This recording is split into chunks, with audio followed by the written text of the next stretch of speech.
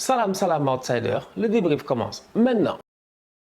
Premier match de la Copa América et une victoire du Brésil 3-0 aujourd'hui face au Venezuela à domicile. On va être très sérieux, les Brésiliens déjà ils n'étaient pas censés organiser la Copa América. C'est parce que les conditions sanitaires sont compliquées en Amérique du Sud que l'Argentine et la Colombie ont décidé de ne pas accueillir la Copa América. Donc du coup derrière qui en a profité, c'est le Brésil. Et le Brésil ça fait 2 fois d'affilée qu'ils organisent la Copa América. La dernière fois ils l'ont organisée à domicile, on se rappelle, demi-finale Brésil-Argentine, il n'y a eu que des problèmes et à la fin, les Argentins avaient dit que les Brésiliens, à chaque fois qu'ils organisent, la CONMEBOL se débrouille pour que les arbitres soient en leur faveur et c'est toujours les Brésiliens qui gagnent. Espérons que cette fois-ci, il n'y aura pas de polémique. Premier match 3-0, pas de polémique. Les Brésiliens, c'est dans le jeu qu'ils ont tapé les Vénézuéliens. Sincèrement, ils ont été excellents. Et c'est passé, je dis bien, d'abord à travers la défense. Parce que Eder Militao,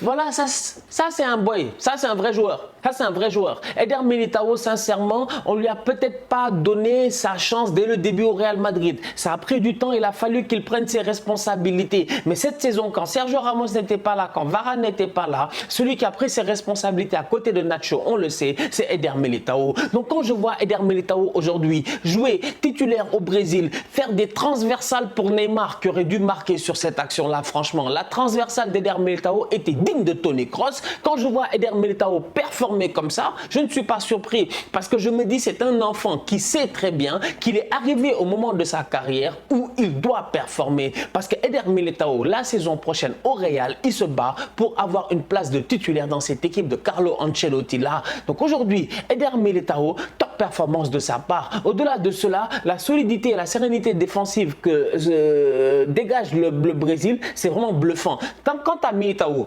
tu as Marquinhos et tu as Casemiro devant ta défense, franchement, tes latéraux, ils peuvent se permettre de dormir en attaque. Et c'est un peu ce qui s'est passé. Danilo, on le connaît, Danilo de la Juve. Danilo a fait une très bonne saison à la Juve. Autant la Juventus en tant que collectif, ils n'ont pas fait une superbe saison. Autant Danilo avec Cuadrado sur le côté droit, toute la saison au niveau de la Juve, les deux, ils se sont gérés. Danilo aujourd'hui, il a été excellent sur son côté. Renan Lodi, j'en parle même pas. Donc défensivement parlant, cette équipe du Brésil là, elle est solide. Elle est sereine. Aujourd'hui, ils gagnent 3-0. Ils n'ont jamais paniqué derrière. Mais derrière, ils ont été très très utiles pour devant.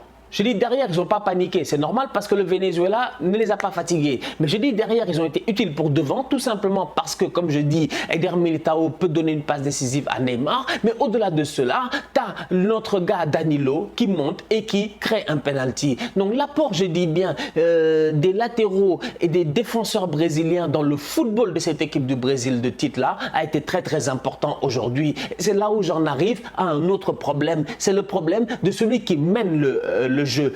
Parce que je me dis, tes défenseurs, ils jouent très haut. Il n'y a pas de problème. Militao, tout ça, ils se permettent même de temps en temps de perforer. À quoi te sert Paqueta? À quoi te sert Paqueta?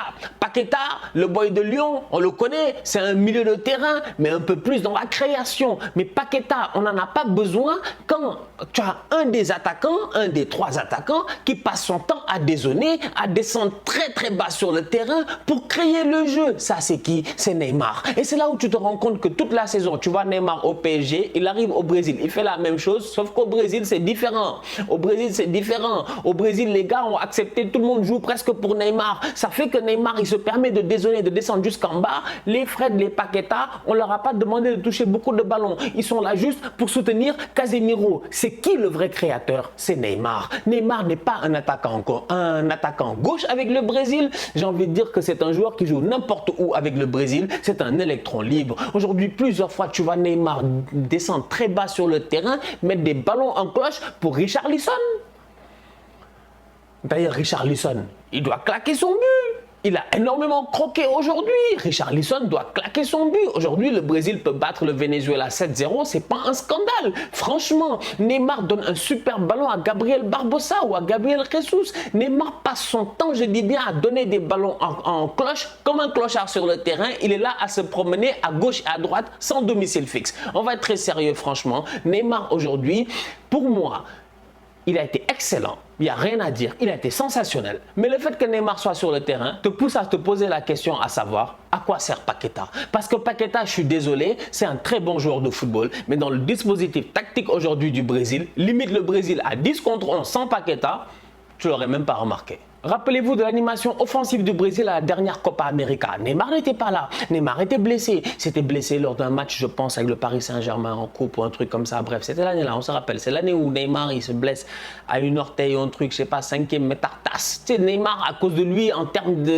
d'anatomie, on est devenu très fort. On est devenu très fort en termes d'anatomie. Il y a des os, il y a des parties du corps qu'on ne connaissait pas. On connaît maintenant à cause de Neymar. Donc Neymar, il se blesse lors de la dernière Copa América en 2019. Le Brésil soulève la Copa América et gagne la Copa América en battant le Pérou, si je ne me trompe pas, en finale. Mais quand le Brésil il soulève la Copa América, le 9 c'est qui? C'est Gabriel Jesus, il est en pointe, il fait une très bonne Copa América.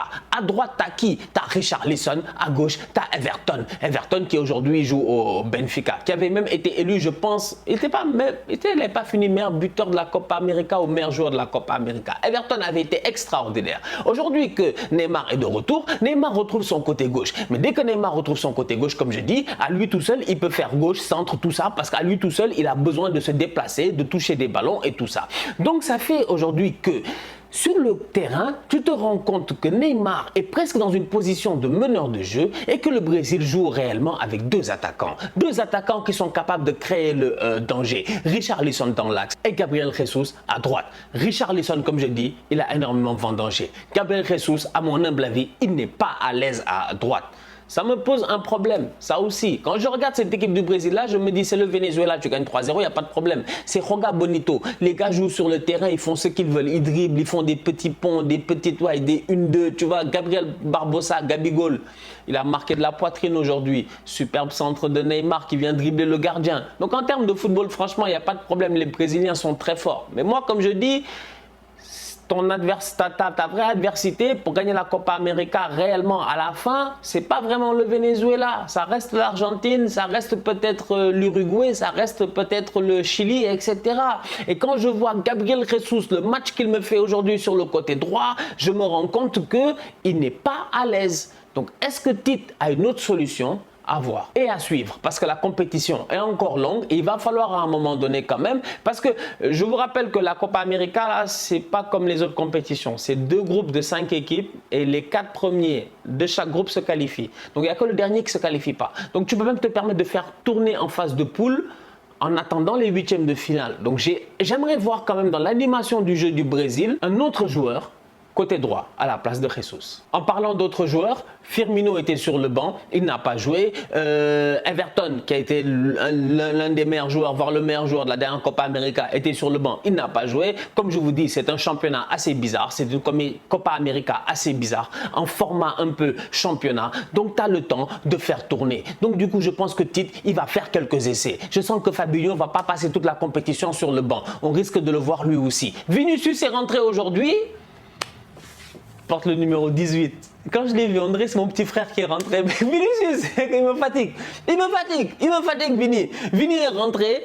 Il aurait dû rentrer un peu plus tôt. Bon, j'ai hâte de voir un peu plus, mais voilà quoi. Ça fait plaisir de le revoir. Ça fait longtemps que je ne l'avais pas vu et ça fait plaisir de revoir Vini. La famille, on se capte dès demain pour de nouveaux débriefs avec la Copa América, l'Argentine qui va jouer face au Chili. Premier match de Léo Messi. Face à qui? Face au Chili. Vous-même, vous savez, c'est le même Chili avec les Bravo, avec les Gary Medel, avec les, comment il s'appelle, Arturo Vidal, avec des mecs, c'est une équipe du Chili, des beaux séjours, tout ça là, c'est une équipe du Chili de guerriers, c'est une équipe de guerriers, je dis bien qu'on connaît depuis des années et ça fait, je dis bien quand même près de 10 ans que cette équipe là, elle est là en train de fatiguer tout le monde en Amérique du Sud. Ils ont gagné des Copa América, ils ont battu Léo Messi plusieurs fois. Donc aujourd'hui, franchement, soyons très sérieux. Demain, Argentine-Chili, à ne pas rater. En attendant, on se capte demain, il y a l'Euro aussi, donc voilà, ça a été une longue journée, une très belle journée football quand même, entre Euro et Copa América. Et maintenant, ça va être comme ça, entre Euro et Copa América.